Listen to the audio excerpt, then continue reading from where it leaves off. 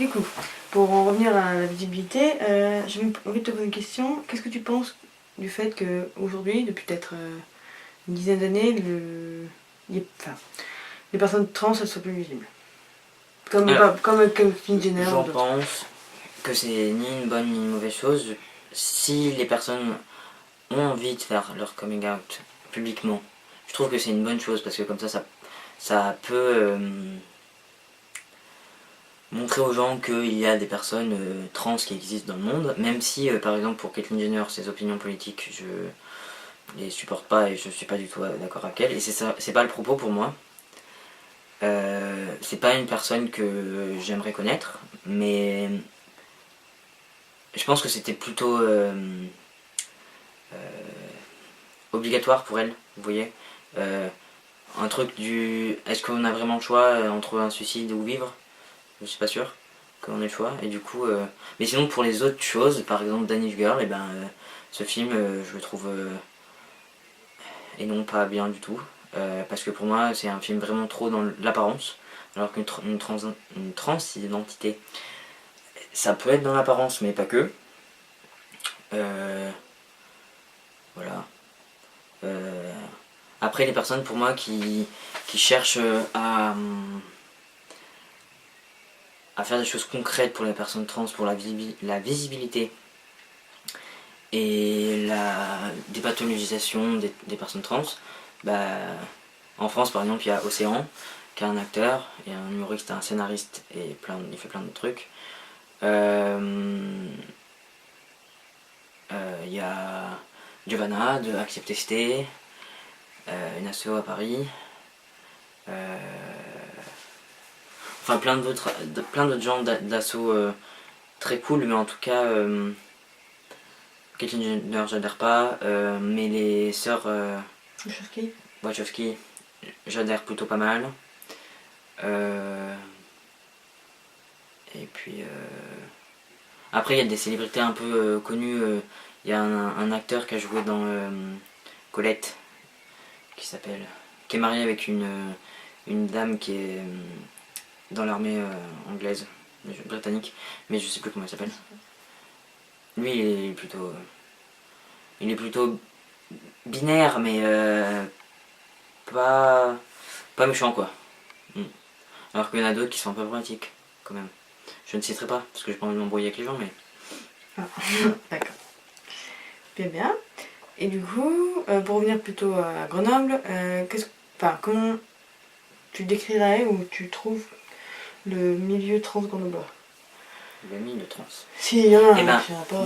Moi je dirais qu'il n'y a pas trop de milieu trans vraiment très. Comment on dit Développé? Non. Installé? Concret? Non, la pluie la rentre pas dedans, c'est. Imperméable. Pour moi, le milieu trans, il n'est pas imperméable. À Grenoble, et peut-être pareil dans les autres villes, il fait partie d'un milieu qu'on pourrait appeler trans pédéwin. Parce que on fait pas vraiment trop d'événements juste trans, quoi, si vous voulez. Parce que soit on n'est pas assez, soit les gens ils veulent pas se visibiliser, et ce qui est compréhensible, parce que se faire attaquer dans la rue, merci une fois, mais pas deux. Et puis parce que c'est dangereux et que les gens ils n'ont pas envie de mourir, et pas envie de se faire frapper non plus, du coup bien sûr que je le comprends. Mais peut-être que ce serait une question à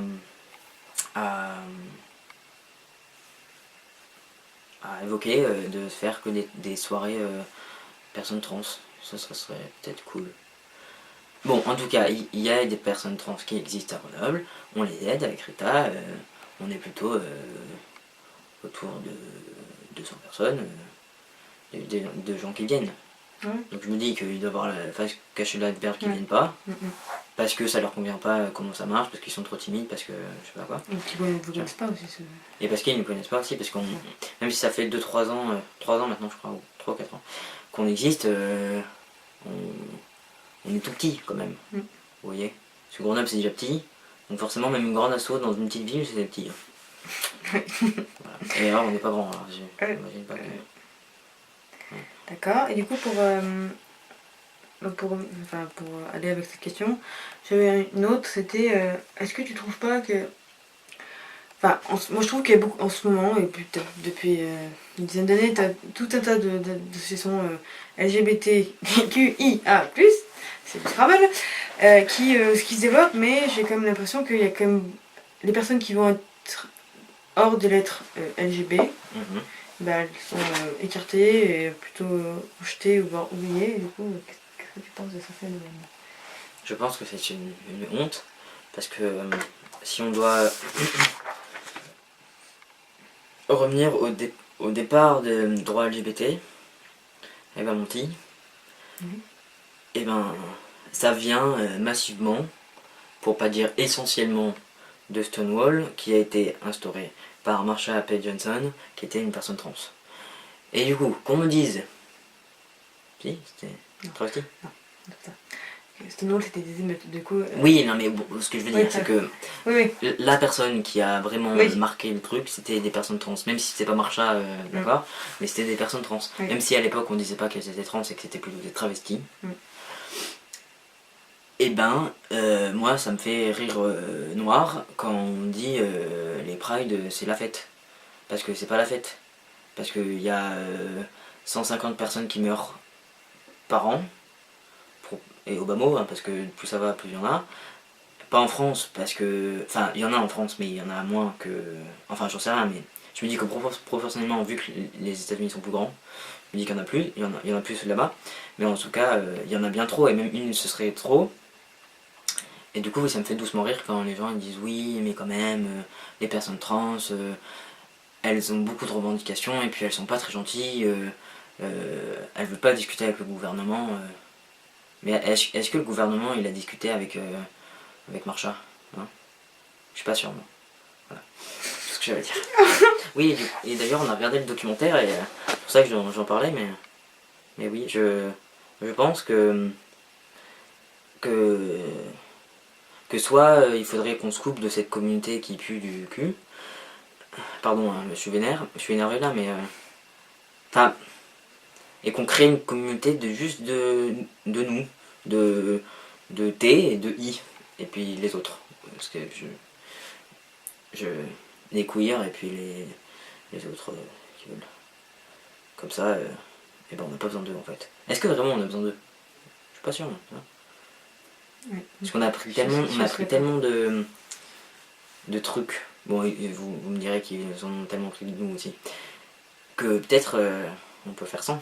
Bah, moi je pense surtout que, enfin, de ce que je vois par exemple dans les primes, Même si, oui, je suis d'accord avec toi. Je pense que. peut-être peu écrasé quoi. Enfin, Oui, on se fait complètement écraser parce que les gens ils s'en fichent. Oui. Parce que les gens ils veulent leurs droits de la communauté LGB et puis plutôt LG, hein, parce que le B ça n'existe pas, faut que tu choisisses un moment. C'est biscotte. C'est biscotte, et puis le T c'est pour tractopelle. Tartiflette. Ou tartiflette, oui. Et qu'est-ce que je voulais dire? Je pense Du coup, je parlais du fait des prides que. Oui, et que du coup, ils s'en fichent, ils veulent leurs droits à eux. Mm. Et je suis bien d'accord. Quand je dis les droits à eux, je parle des cis. Hein.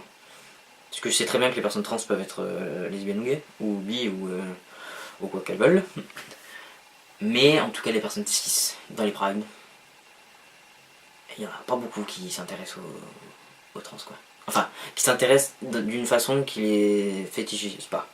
Parce que, oui, ça existe, hein, les personnes gays, lesbiennes qui s'intéressent à toi, mais parce que t'as pas de bite et elles veulent savoir ce que c'est. Tu vois, ça existe.